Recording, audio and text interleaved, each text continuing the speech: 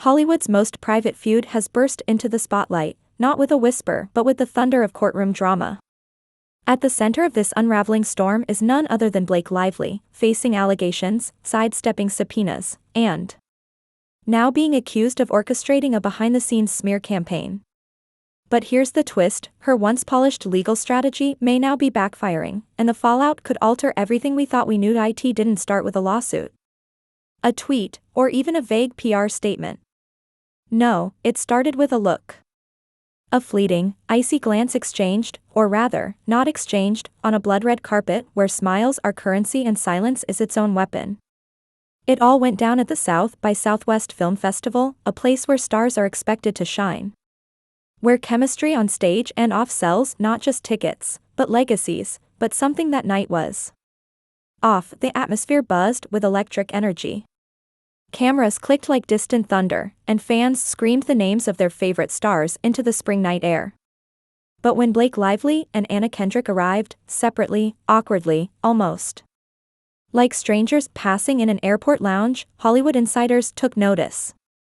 It felt like a shift in the wind, a disturbance in the industry's carefully curated atmosphere. Blake arrived first, stunning as always in a shimmering designer gown, poised and radiant, but alone.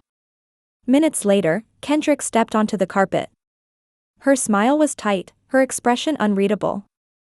Her eyes didn't search the crowd for her co-star.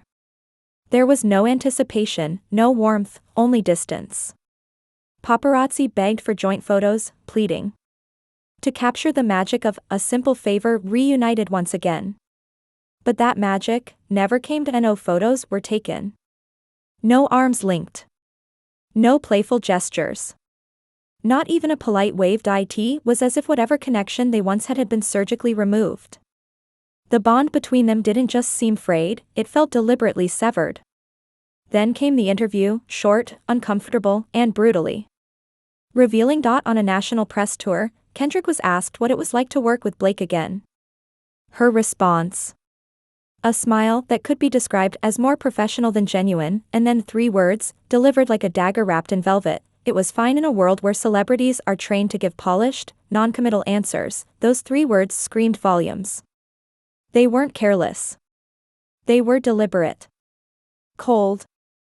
Calculated. A verbal shrug that, to the trained ear, wasn't just avoidance, it was rejection. The media shifted focus. Suddenly, it wasn't about the film. It was about everything that wasn't being said. The silence between Lively and Kendrick became its own headline, louder, even, than any dialogue in their movie. There were no shared interviews. No coordinated social media posts. No visible camaraderie. Just a growing void where there used to be something more, or at least the appearance of it. Industry blogs lit up. Twitter threads spiraled. Fan accounts went full detective mode. Digging up old interviews, comparing tone, posture, expressions, treating body language like a forensic science. Some dismissed it all as typical celebrity ego. But others saw something deeper, a rift widening into a chasm. The kind of feud that wasn't about jealousy or fame, but something darker. And that darkness didn't stay hidden for long. What started as a chill at a film festival soon grew into a reputational avalanche. Whispers evolved into reports. Gossip hardened into evidence. And then, Henry Golding, their co-star, appeared on a late-night talk show. He was asked directly about the rumored tension. His response? A pause. A nervous chuckle. And then, careful words. The kind that dance around a landmine. He didn't confirm it, but he didn't deny it either. And in Hollywood, silence often roars louder than the truth. That moment changed everything. Because now, it wasn't just an icy relationship. It was official. It had teeth. Legal teeth. This one is raw. It's litigious. It's dangerous. And now, it's drawing blood. When subpoenas start flying, and legal teams begin accusing co-stars and corporate attorneys of launching smear campaigns, we're no longer in gossip territory. This is a legal war zone. What began as a fractured friendship is now a battle over legacy, image, and who gets to write the final version of the truth. Blake Lively may have entered this chapter in silence, her only weapon a well-timed sidelong glance, but that silence has exploded into something much larger, a courtroom showdown where reputations hang in the balance. And the final verdict may not be delivered by a judge, but by public opinion. The plot didn't just thicken. It detonated. What was once a slow, tense unraveling of personal tensions and red carpet frostiness has taken a sharp and chilling turn.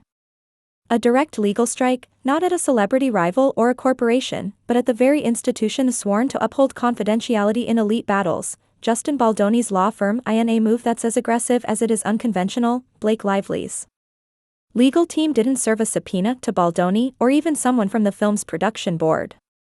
They aimed higher. They went straight for his legal fortress, the powerhouse firm of Liner Friedman Tattleman and Keeley, known in Hollywood simply as LFTC. This isn't some boutique office. It's a fortress of legal muscle, built to shield billion-dollar reputations. With bulletproof privilege and precisely crafted NDA letters. And Lively's team didn't tiptoe in. They burst through the door, alleging in court filings, quickly leaked to the press, that LFTC wasn't merely defending Baldoni and Wayfair-linked parties. They were, in Blake's words, active participants in the defamation machine. Her attorneys claim the firm went far beyond legal protection. They accuse LFTC of being the shadow architects behind anonymous leaks, hostile headlines, and weaponized tabloid placements, each one designed to depict Blake as erratic, unprofessional, and dishonest. Her team argues LFTC didn't just defend the narrative, they helped write it. That accusation sent shockwaves through the legal community. If true, it wouldn't just be unethical. It would be a catastrophic breach of professional integrity.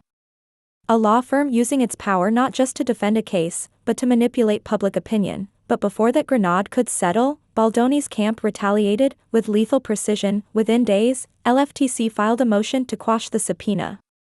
It wasn't defensive. It was scathing, surgical, and unapologetically aggressive. They accused Blake's team of trampling one of the most sacred tenets in U.S. law, attorney-client privilege. LFTC's rebuttal didn't pull punches. It framed Blake's move not as bold, but reckless. A violation of constitutional sanctity. They called her subpoena a fishing expedition, a term dripping with legal contempt, implying she was grasping for evidence based on fantasy or vendetta, not fact. Then they dropped their masterstroke. They argued this wasn't discovery. It was deflection. In a single paragraph, they flipped the narrative. They portrayed Blake Lively not as the wronged party, but as the aggressor. A celebrity general launching a courtroom war she could no longer control. But then comes the gasoline on fire question, and now, with the judge preparing to rule on the motion to quash, we face the central question: is Blake Lively exposing a hidden legal conspiracy, or rewriting courtroom warfare to suit her own PR needs?